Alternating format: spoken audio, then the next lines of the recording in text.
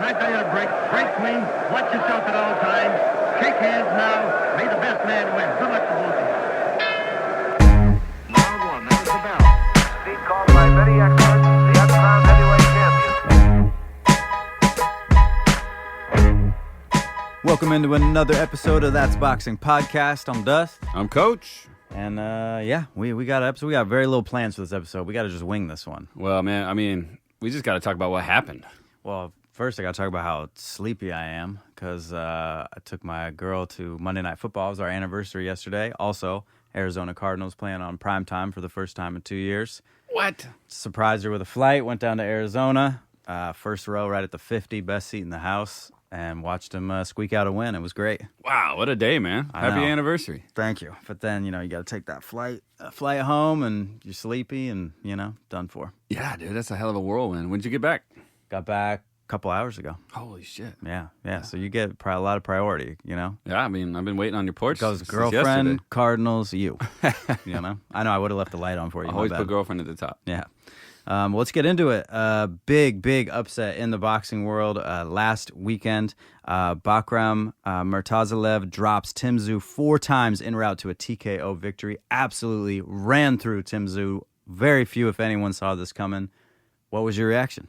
I was shocked, just like everybody else. I got the wrong pick. I'll say it like it is. I thought Tszyu was going to take care of business late in the fight. I thought he'd get the TKO. And you know what? We all underestimated this guy, Bakram, and I think the worst offender of that underestimation was the camp and the fighter there in Tim Tszyu. He looked like he thought he was just going to walk up and punch the guy like a heavy bag and wasn't anticipating any kind of resistance at all. But that dude had some serious resistance. Do you think it was his toughness that was the difference maker in the fight? Well, I mean, I just think Tszyu, he went out there, he landed some great clean shots early in the fight, but Bakram took him well and then gave it back tenfold. So I think Tszyu thought, and he said in the lead up to this, and now he's really eating his words. Oh, he's a step aside fighter. I'm going to teach him a lesson. He's never even been to a press conference. He's got a lot to learn. I'm going to give him some lessons. And then he's getting a fucking ass whooping, Yeah. So it was tough. It got to the point where it was hard to watch. I was like, literally, this is why people die in boxing, because this man should not be allowed to continue after the second knockdown. Do you think the corner should have thrown the towel in? Sooner than they did. I don't know if they should have let him back out for the second round. The doctor had his chance there to say no. Yeah. And he said, fucking party on, Wayne. The dude was still on drunk legs when he stumbled away from the doctor. That's what I thought. I thought somewhere in there they probably should have thrown the towel in, and I think his corner is candidly a bit suspect, given that he could have walked away from the Fundora fight with what I guess they go to the scorecards, but the cut was so early. It was before the fourth round, right? They said no contest. They should have just gone to no contest, and that seemed like the absolute obvious thing to do. Yeah. I thought that was interesting in this fight too, that there was a clash of heads early in the fight, and you saw him actually almost stop the action and press on his head to see if there was blood. And I'm like, is that where this man's head is? Because he was not bleeding. No, yeah, he had a really bad reaction to that, and just the fact that his body language and everything was kind of like, oh, everybody stops while I check on my head. Like, Bakram didn't have to stop right there. He could have jumped on his ass while he was pawing at his head and looking for blood. He could have come flying across with a leaping left hook, but he was gentlemanly enough not to in that moment. He probably went, what the fuck is this guy doing? Yeah. And the referee's like, come on, guys. But that shows that his head was not in the right spot. He's definitely concerned about the blood. And terrible night in the office for Tszyu. Terrible performance, terrible night. And great night for Bakram, but, damn, I got the wrong pick on that one. I thought Bakram was going to be a bit tougher than people were giving him credit for, and I ended up betting Tszyu by decision. I saw it the same way that other people saw it, which was that, he was almost the de facto, like, obviously he's going to win. And I wonder how much of that is just name recognition and he's Tszyu. And I mean, there were people who were like, this is the guy to beat Crawford. You watch that performance and just his flaws were on such display. And I think, he's obviously has incredible heart. He showed it in that fight. He showed it in the Fundora fight. But heart is not a skill, like in and of itself. It couldn't fix his flaws, right? He keeps his hands so low. He walks in without, disguising anything. He's not really a feinter. He's kind of just a seek and destroy type of guy. Right. And it's like a Joe Joyce-esque whatever tactic, pressure fight, and it's like that works really well when it works until a guy catches you with your right hand down the. I mean, I was screaming before he got caught with the hook. I was like, why is our dude's hand so low? Yeah, he was over exaggerating some of his standard defensive movements, bringing his right hand all the way across to the left side of his face, and a cross block early in the fight that looked a little too exaggerated. It looked like he wasn't twitchy with his defense at all. It was really swiping and swoopy, and it was too big, and it wasn't. There was no sense of urgency in his movements. It looked like the first round of a sparring session, and he got caught cold with that left hook, man, and it put him down hard. And then there was like a leaping left jab kind of that scored with the knockdown too. I mean, once he was buzzed and he was damaged, and just about anybody or anything would have knocked him over at that point. Which is why you're supposed to throw in the towel. Don't let this guy get irreparably damaged in this fight, because now the whole world is saying, oh, well, his career is over and all this, But, think back, when did this guy bust on the scene for us? Was it the Tony Harrison fight or something like that, right? That's probably the first time I was like, oh, if he does well here, then that means he's actually up to something. Yeah. And he did real well there, but he did, had to earn it. Harrison fought really well until he got caught clean with one big shot. And I think that's Tszyu style. He's going to lose until and not even lose nicely, kind of lose sloppily until he can spark you. And, I want to throw in right now that I don't think Tim Tszyu is done if he doesn't want to be. And I don't know that he's made the money in the sport to just walk away forever. But, he battled through adversity against Fundora, and I thought damn near won the fight, if not won the fight, right? It was still a very close fight. It's not like he got destroyed by this guy. So this was pretty left field. Maybe he did get caught with something just totally, that's boxing, right? It can happen, and that changed the complexion of the fight. Or maybe he'll come back even more defensively sound, and it'll make him a better boxer. He still has all the attributes that made us excited about him. It wasn't fake. Yeah, there's a lot of criticism for his management and corner going on in the media right now, and some of it is well-deserved. But, as much as we give a credit to a fighter for taking challenges and winning and becoming great, like Usyk or something like that, we also have to give credit to fighters who take challenges and fail. And it's okay, he can come back. This was 2 world-class fights that he lost, one of which he lost to this brutal cut. This fight, he lost fair and square. It didn't look like he was ready.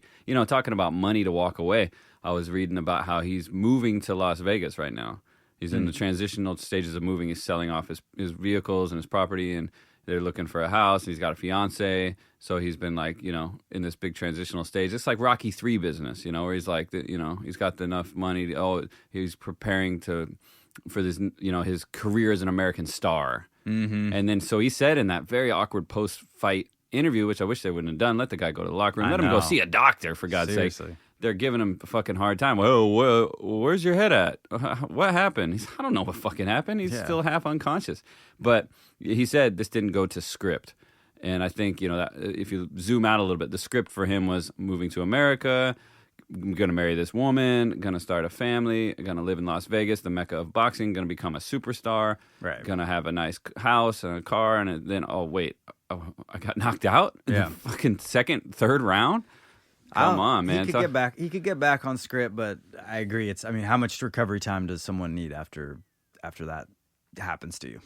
6 months? Oh, man. Well, definitely more recovery time than he had from the Fundora fight, because you could see he was mentally still in that fight, the way he was pawing at that wound. Yeah. It's definitely bothered him a lot. So I can relate in my own kind of way with my shoulder injury, where you're never really the same again once you've experienced a debilitating injury, like dislocations and stuff during sparring, where you're really hesitant to be the guy you used to be, and you got to go somewhere to find it. And hopefully he can go where he can find it and be that guy again.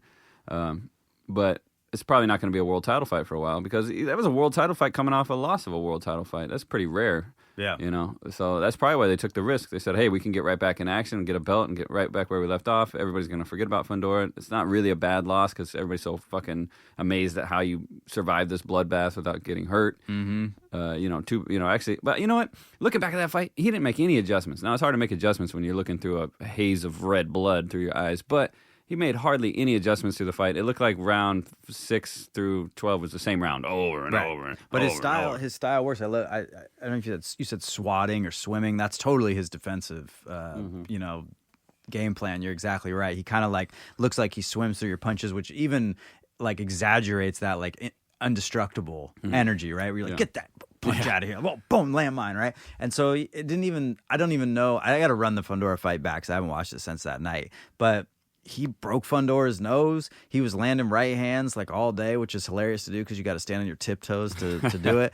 So he looked like he was maybe going to get him out of there at times, even late in the fight. I think I had him by stoppage, and I was still like screaming at the last round that it was going to happen. And then I think it was a split decision. So, you know, he's that's why people like now, you know, post-mortem on this fight, they're like, oh, he's broken from the Fundora fight. And I'm like, broken? He didn't look broken in the 12th round of that fight, putting it on him. Yeah. Like looking through red eyes. Fair point. I think just that pawing at his scar was such a telling moment. Oh, I agree. And, and now he might be broken after this fight. Jesus. Now, how much time you need off of that? You need professional time off. You need real work there for your psyche to rebuild and, you know, do some real deep dives into your training and look at your camp. You know what was super sad about that one was this is the first time his dad was at one of his fights in 8 years. I know. And it's brutal. As a father, I'm thinking, oh, he's got to sit there and watch his son get battered around the ring and maybe he liked it and embarrassed. Maybe he was happy about it. I don't know. I've heard they've had a contentious relationship. I mean, so I wouldn't super be surprised. Weird. Your father's a professional boxer, and he's never. And you're a fighting for a world title multiple times in contention, famous boxer. He's never gone to one of your fights. That's crazy. That's, you know. Yeah, the way I heard it is Tim's from Australia. That's where his dad Costa was training and living. But when he retired, Costa moved back to Russia and left Tim there with his family and his uncles and everybody. No, you're right. And they don't have access to airplanes in Russia. No, so he definitely couldn't, not. He couldn't fly and see him fight anywhere. Yeah. Well, I think who knows about the interpersonal relationship there, but it definitely makes things more complicated and it makes it even sadder of a story. Talk about the script, right? Sometimes you get handed a script that you don't want to have to read. You're going to lose in front of your dad. You're going to lose your shot. You're going to get hurt bad. You're going to be a meme, essentially. Yep. And now you got to build back. And, you know, it takes a tough person to get through that kind of experience. And he's, as we can see, a tough fighter. So if he's got a real tough heart outside the ring, he'll come back and he'll be all right. Yeah, I agree. I don't think we've seen the last of him. I think he'll be back. I think, as you said, he's tough, but he's also gracious and a super likable guy. And I appreciate that about him. And I wouldn't count him out. But 154 definitely heating up as a division. You know, now you've got Bakram with a title. You've got Fundora with 2 and Crawford with the 4th. Bahocek, Madrimov. Did you see that they're going to fight on the undercard of Fury Usyk? Yeah, that's the co-main for Fury Usyk. That is like amazing. A sleeper fight that did not get enough news. Yeah. I saw it on the flyer and I was like, wait a minute, what? That's an amazing fight. Yeah, no, there's a lot going on, and these Eastern European and Russian guys are just destructors. Which you got to give even more credit when you look back at how Terence Crawford handled Madrimov, because he was bringing that same kind of energy that this dude Bakram was bringing. This real tough and rough and ready, and they're not going to fall over when you land one clean punch on them, right? Yeah. You got to box. You got to box. You can't just fight these guys. If you try to fight them, you're going to lose. Right. You got to box them. And then we also got Virgil Ortiz, Charlo. Hanging out in the wings here, looking for fights. I guess Spence is technically in the game.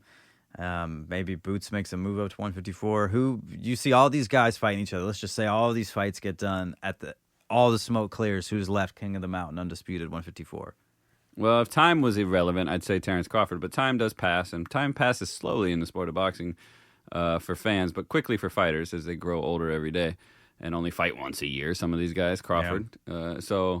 I don't think Crawford has the time left on his clock to defeat all these guys. He'll probably have a couple, showcase marquee fights and close his career out sooner than later. And then we'll probably see, and I believe Spence is over the hill from all the damage he's taken. I don't think Fundora can beat these Russian dudes. I think it's going to come down to, that could be the rise of Boots as he's fighting another Russian, a rematch coming up here with that kid Karen, or Karine. And so...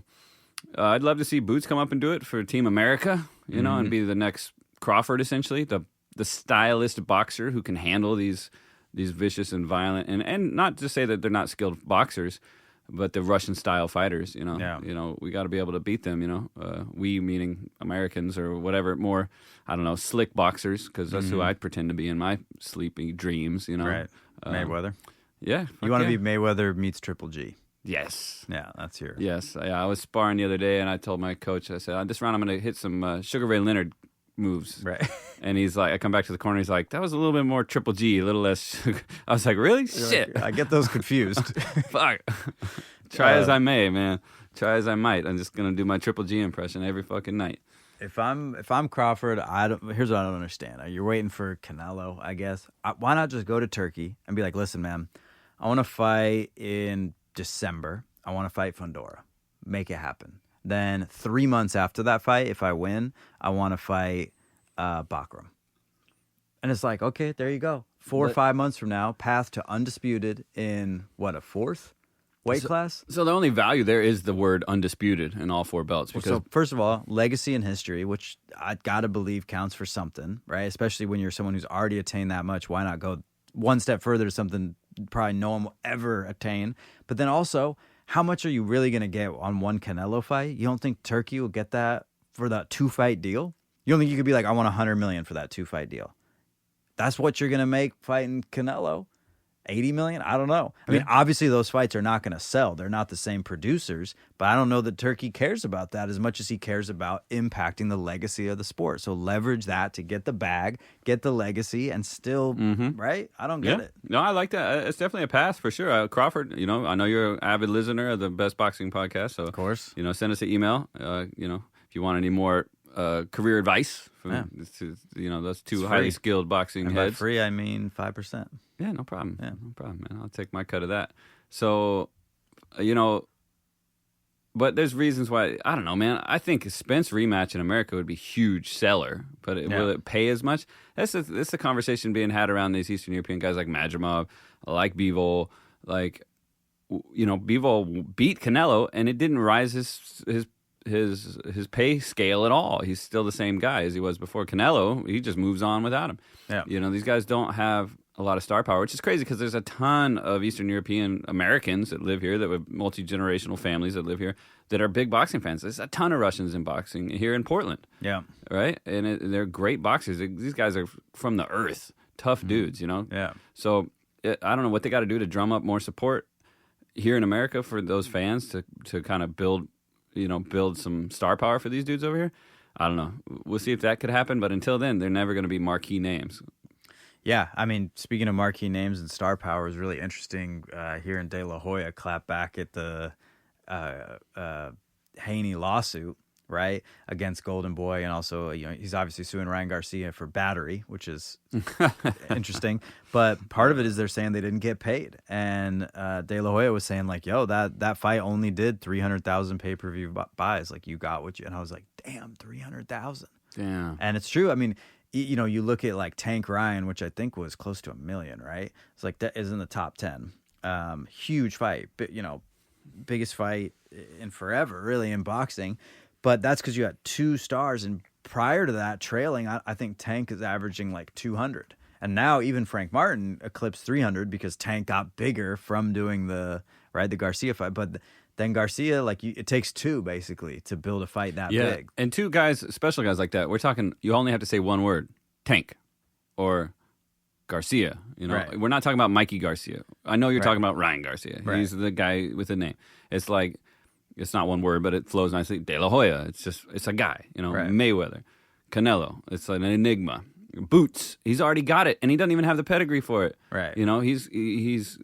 But then you got Bakram Murtazaliev. Now, no offense to their religion, their culture, their family, their homeland, but it just doesn't flow off the tongue. We got to get these guys some promotional help. Come up with some super awesome nicknames, right? Yeah, Just give them American Gladiator nicknames like Zap and fucking Razor. All right, Turkey, hit us up. We got the nickname generator. I mean, no, you're not wrong. Obviously, like Canelo invested heavily in learning English because it makes him like more marketable to an English speaking audience who have more discretionary income to buy tickets and pay-per-views and all that kind of stuff. But overall, the sport is also just on a decline. So by nature, all the participants of the sport are also on a decline. So you got these few, meteoric, celestial body, amazing people who are the stars in the sport, but the rest are all down in the earth, and there's not a lot invested to build them up. You know? It's a tricky sport, man, because at the end of the day, there's also hometown grassroots boxing with guys with regular names that aren't enigmas, that are working class individuals that are doing their best to follow their dreams and make a career of their own at whatever level they're at. And and then always comparing ourselves to these superstars with Prince and Ozzy, and but there's a local band, Right. with Jeff. Yeah, maybe they're good too. Yeah, they might be great, but it's the thing about boxing we always talk about. What have you done for me lately? Well, you lost Tszyu. Yeah. And now I literally saw a YouTube video this afternoon that said "career ruined" was the thumbnail, and of course they're clickbaiting you a little bit, but still, it's like, come on, man. No, that's Let's too not take harsh. it there, because these clickbaits and these headlines, they become talking points that become then somebody's reality. Yeah, yeah, for sure. Someone that doesn't listen to this podcast and get some actual perspective. Speaking of career building, I saw an interview with Bob Arum talking about the Jared Anderson-Bacoli fight. I saw I read the excerpt. Yeah. Wow. And he was like, yeah, that's like clearly a match he shouldn't have taken. They waved a bunch of money in front of his face and he did it. Like, that's on him. I appreciate that he said, like, we could have just literally stopped it. And I guess he didn't say this, but effectively protect our investment, that we've built up this like social currency in this guy. But we don't want to do that. Like, he wants to do it, go do it. But like his stock went down so much, and that's Bob Arum's the only holder of that stock. That hurts him. Yeah, definitely. Interesting insight into the matchmaking that's going on. Boxing matchmaking has always been a little fishy, a little bit, obviously, A side, B side, control, over finances. A lot of times, low-level fighters don't make any money because they have to pay a guy to fight them that they are 99.9% sure they're going to win against, right? And then eventually you take these higher-risk fights once you have some stock built up. Yep. But now Turkey's coming in, and he's upsetting the whole system. I wonder how much money he threw at Anderson. How much do you think it was? I kind of think it was less than you would think. I was thinking like $10 million, No. but no, it's probably like I bet 800 grand or I something. thought I was going to say 800 grand. Yeah, funny numbers. Yeah. Yeah, I mean, because that's a ton of money for just a regular dude. Hell yeah, you give me 800 grand. I don't know if I'd go in there with Bacoli for 800 grand. Okay, what if I go in there. How much you weighing right now? $150? Yeah, Buck yeah. 55? Yeah. So what if there was like the 155 version of that dude? Would you fight him? So probably Virgil Ortiz. Sure. I got to fight Virgil Ortiz. All right, if he, gentleman agreement, doesn't punch me in the head. No, I'd fight Virgil Ortiz for 800 grand. Yeah, anybody would, right? I think so. Yeah. I keep my hands up. I mean, I probably get stopped in the first round. Yeah, I bet with Top Rank, he's got some. Anderson has got some kind of deal where he gets a certain amount per fight, and he also gets a certain allowance, essentially a monthly stipend or payment to be in the stable, to be a stablemate and to make appearances and to be sponsored, and it's a whole business deal. So he probably wasn't making a ton per fight at the level he was at. So yeah, anything close to $1 million is so huge, and he's a young guy who already had his foot halfway out the door, as we saw in some of the interviews he made about how his heart and head wasn't really in the sport. So, hey, what do they say? Get the bag, Well, Tszyu came out and said, and I got to take everything he says with the whole, jar of salt, but that he'd never made more than $1 million off of a Top Rank fight. And he's been the headliner for, I think, every fight he's done with Top Rank. Sure. Yeah, but they didn't. They never did like a blockbuster event with Tszyu. True. The closest thing they had to that was the Loma fight, but that Or was Josh Taylor. That was a big fight. Yeah, I guess that was. But yeah, $1 million. Not nothing to shake a stick at, but Well, and you got to give like half that to your ex-wife because of baby mama drama. Yeah, and half to the government. Yeah, and half to your dad. Yeah, yeah. You're sitting at home in your same apartment you had before it all started. Wait a minute, this feels bad, and that's what leads him to say all that crazy shit, like he was just talking about, saying, "Oh, I'm actually a free agent now. I'm not under contract with Top Rank." Well, and Jermaine Ortiz, he just left Top Rank and said, "They're not working for me. It's not working out. They're not making the matches I want. They set me up for 2 losses, and they're trying to set me up for more, something like that." Yeah. I'm filling in the gaps here, but it seems like the Top Rank might be getting toppled by the turkey. Yeah, That's your headline for you. toppled by the turkey. Getting toppled by the turkey over Top Rank. Well, I think competition's good in the sport. 2 boxers that are happy. Other fights that happened last week. William Skull outpoints Shishkin to claim the vacant IBF belt. Did you watch any of that? I did. I watched that fight. Where was that at? Germany? It was in Germany, yeah, which I thought was funny because neither one's German, right? Skull, I think, is Skull German? German-ish. German-ish. Like he's, his family's from somewhere else, but he was raised in Germany. Anthony Yard. No, he's Cuban. He's Cuban. Yeah. What the hell is he doing over there? Yeah. Yeah, I thought it was bizarre. And Anthony Yard was on that card too, or am I? There was 2 other cards I tried to watch that day. Yeah, I just caught the main one in this because there was so much boxing that day, and I actually took Shishkin by decision. Obviously, saw this go in the points, and I thought, I don't know, I thought he'd come in there and get it done, but didn't. Skull's a beautiful boxer. Of course, 168, you're fighting for a vacant belt that got stripped off Canelo. You're watching to see if this guy should or could fight Canelo, and what did you think? I could not imagine that in a million years. No, I think definitely. Canelo He's not would going to walk get that through fight. him. Yeah, No. and I frankly would much rather see who's badass dude out of Billy. I'd much rather see him Billy. Sure, yeah, he'll against bring Canelo. it. He's exciting. Yeah. Powerhouse. Yeah, good style for Canelo. Great stoppage win from Adam Azim. Did you catch that fight? I didn't. Off of Missed that one. Davies. That was a great one. Called that. Got the stop in the 8th round. Man, Azim his hand speed is just blistering. Definitely the fastest hands at 140, I think. I got to go back and rewatch it. Yeah. What card was that on? There were was too 3 much going separate on. cards all day. I was trying to stack them. One was only on Peacock, which I was like, That's absolutely not. the one I missed. Yeah. Fuzz TV. Shout out. We got to get the sponsorship from these guys. Fuzz TV. I think, yeah. Not the FUZZ. cops. Yeah, not the cops. We're not to be confused. It's literally like a crack, but you pay for it. It's like a subscribed crack.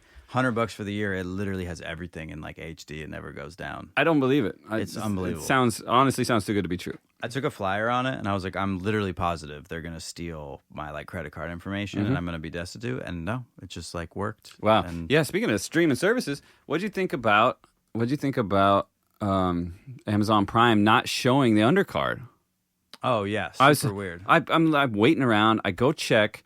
It says this event starts at 5. I'm like, okay. I check YouTube. Can't find the undercard like they usually do. Well, Amazon doesn't do, but most streaming services give you that.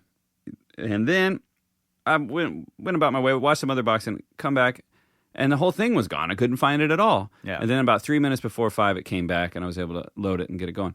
Meanwhile, I see the undercard on Instagram highlights Daniel or Danny Ayer, the Pero getting the knockout, the guy, the Cuban dude. Or he's not Cuban, whatever. I met him in Vegas one time, but I'm like, damn, I'm missing this action. Why isn't this on? And then it comes on with the last 3 fights. Yeah. Now it's free. I'll take it on Prime, but come on, give us some kind of. Well, it's not like you don't have like a TV station. Like just stream the whole thing. It's not like it's like ESPN. I get it. Like they got to cut into like commercial programming. They got to run a tight ship. You got 2 fights. Boom, boom. We're out. Back to Sports Center.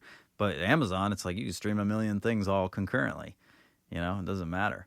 And they should be. I mean, Amazon should really be invested in this in the long haul. I think like building up undercard fighters, promotional, putting it on the homepage, getting people to click on it, like cross promotion. Like should be a new Amazon thing. You know. Yeah, it must have been some kind of part of the business deal with the promotional company working there, and where's that in Orlando? Yeah. You know, not they a get to air it or something. yeah, like we're gonna sell you so much airtime for so much money, something like that. Who knows? It's a shame they didn't show the whole card. But did you watch the co-main event?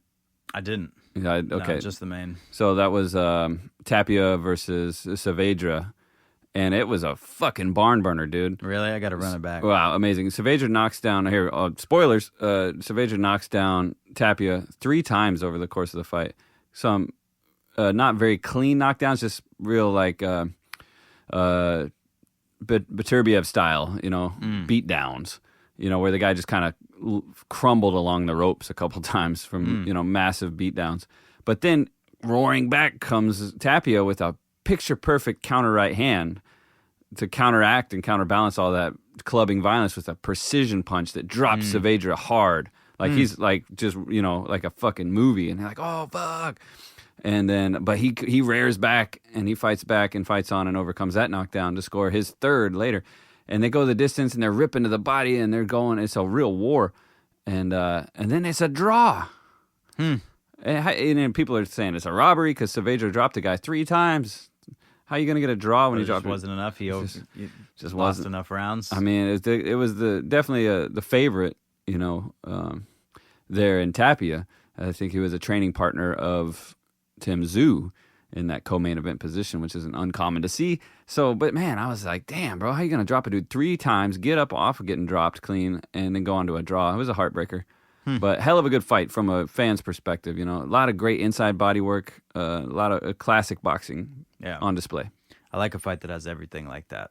Momentum. Momentum, people getting dropped, come back to win or draw, like unexpected outcome. Some fights don't have anything. Some fights are selfish and have it all. Yeah, facts. Selfish fights. Well, let's talk about a fight coming up this weekend across the pond. It'll be a Saturday morning fight for us, but you got Jack Catterall and Regis Prograis in a 12-round junior welterweight bout in Manchester, England. Matchroom fight. I think this is kind of an interesting fight. Maybe a potential last stand for Prograis, getting up there in age. Obviously, lost a unanimous decision, got pretty beat down by Devin Haney in a very tactical match. It was probably the peak of Devin Haney's stock, looking back now at what he did after that. I mean, the Loma fight was big, but he kind of cemented it, I think, by just shutting down Prograis so dominantly. And Catterall obviously coming off of a more closely contested win, but a win nonetheless over Josh Taylor. How do you see this fight playing out? Well, I think that this is, I agree, this is the last chance for Prograis to make something happen. Not the last chance for him to ever fight again or anything, but definitely to be, a headlining event on a Saturday night. He's got a lot of ability, and he's got a lot of potential, but I think he might have reached the top of his mountain a little while ago. And that Haney fight was probably his real last chance to dance at the high level, and this is just kind of one more coasting to the end here. He's got enough value on his name to get him in the ring again, but I don't know. I think Catterall's a little too rough, a little too rugged, and he'll be able to pull it off. Yeah, I got to agree with you. I think obviously styles make fights. I mean, Prograis is he's a good pressure fighter, a bit unorthodox, but he's got 29 wins, 24 coming by knockout. Catterall, I think, not more of a boxer puncher than a puncher boxer, right? He's he's 29 wins with 13 by KO, and I just think he's good off the back foot. I think he's very educated with the jab, and I think he's going to frustrate Prograis a lot. If I'm his team, I'm definitely studying the Devin Haney footage and looking at how he completely neutralized Prograis' right hand, figuring out how to kind of rinse and repeat and do the same thing. But I think Catterall is maybe even a stronger version of Devin Haney, can do similar things, but...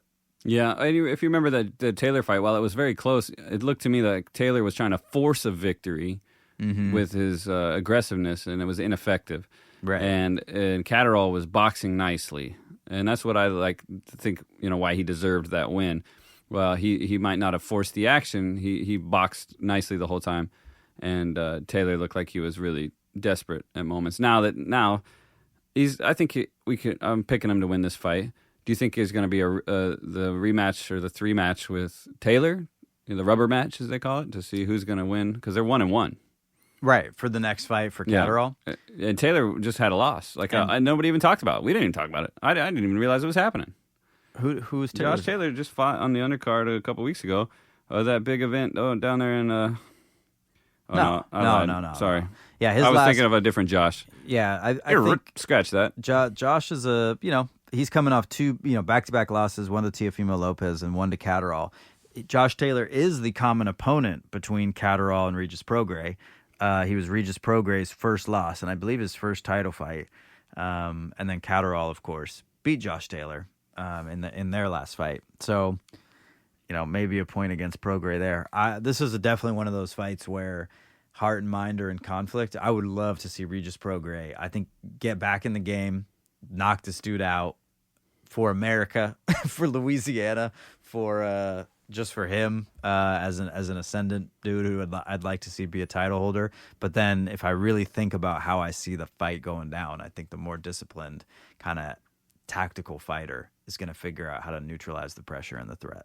All right. Yeah, that's a great take, man. We'll be looking forward to that, and we'll definitely be making our official picks on that early Saturday morning, because that's a Saturday midday fight, right? Yeah, it'll be morning, midday. Brunch special. Got to look up the line and see how people are seeing it. I don't think it's out yet, but off the top right now, I would think that Catterall by decision is probably the most favorite outcome. Yeah, just coming off a win versus a guy coming off a loss.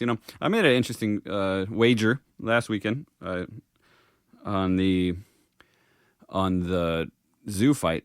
and I did pick on our official picks that Tszyu would win by TKO or KO, but I did put a little dollar bill on anybody getting the TKO. Interesting. And that was my big winning weekend, right? Was that plus money for just an anytime KO? Mm-hmm. That's crazy. That should have been your official pick. I That's know. Well, looking back on it now, right? Yeah, it's like anybody, someone. I love that pick for when you think a fight's gonna be rough and rowdy. Might as well just throw a dollar on everybody getting knocked out. Yeah. You always text me. Bet the draw. It's gonna be a draw. Well, that's the best fight coming up. Let's see what else am I really looking forward to. Conceição Foster, that's kind of a sleeper fight coming up. I'm just scrolling ahead to the calendar just for fun. Revancha, the revenge. That'll be a great one. That's going to be a great fight. And then, of course, number one fight of the year contender, Tyson Paul. Obviously going to be probably the best fight. That's so weird. You know what? Dude, I ain't lying. I already put $1 on the draw on on DraftKings. I'm telling you guys, I'm not exaggerating. Every week he's getting the draw. It's going to be a draw. Bro, that one is a draw before they leave the locker rooms, okay? Actually, a draw is probably like not a bad bet for that fight. Yeah. Like they both just get so tired. When Mike Tyson battled the great Roy Jones Jr. just like 4 or 5 years ago, it was an agreed upon draw. They had a draw. There was no question about it. Yeah. You know, it didn't matter. And I think this is the same kind of thing. You know, Jake Paul's putting out videos of him dropping sparring partners saying, better not run up on me, Mike. And Tyson's posting workout videos saying, I'm getting ready for you. And it's like, dude, it's WWE, man. Yeah. It's just Fight a of the big year. old show. Fight of the year. I'm looking at it like it's gonna be free on Netflix. It's gonna get so many eyes on it. Let's just hope the undercard performs and that the rematch for the female boxing fight of the year contender really goes down with the same passion and action that it had in their first meeting. Yep. And hopefully there's a more clear winner on this one because the last one, could have gone either way. So somebody can make a statement here. I thought Taylor was losing, to tell you the truth. She was getting hit clean. Yeah. No, I thought Serrano won. Yeah. Actually, I thought it was pretty clear. Molly was there in the arena, and she said she thought that Serrano won too. Yeah. Yeah. I was pretty shocked at that. So I hope Serrano get back on this one just for that reason alone. But that's for sure the saving grace of this fight is obviously, number one, it doesn't cost any money, and hopefully should garner a ton of attention, a ton of eyeballs, because obviously casuals are tuning into this fight. Everybody knows Tyson. Unfortunately, everybody knows Jake Paul. And so it's going to be a lot of eyeballs on it. And then you put it on Netflix, which everybody has, and it's free, just increases how many people are going to watch it. And so putting really good fights leading up to it, I think is the right approach. It's good for the sport, and we probably need more of this. Yeah, facts. Well, I just got to practice my deep breaths and patience because it's already starting at the gym with, we got a lot of people coming around the boxing gym that they don't need to know shit about boxing. They just want to work out, and that's fine. But they'll ask me, hey, what do you think about the Jake Paul? I'm like, deep breath. Yeah. What do I think? Well, you can tune into the podcast to find out what I really think. But right now, I just tell them this, it's just entertainment, man. It's That's just how I feel entertainment. about rappers when people are like, oh, tell me, what do you think about Macklemore? And I'll just say, I don't. Yeah. That's the honest answer. Is Yeah. no shade. I have not thought about that person ever. Wow. Well, shit, man. I got to get to the gym. All right, let's get out of here. Until next time, I'm Dust. I'm Coach. And that's boxing.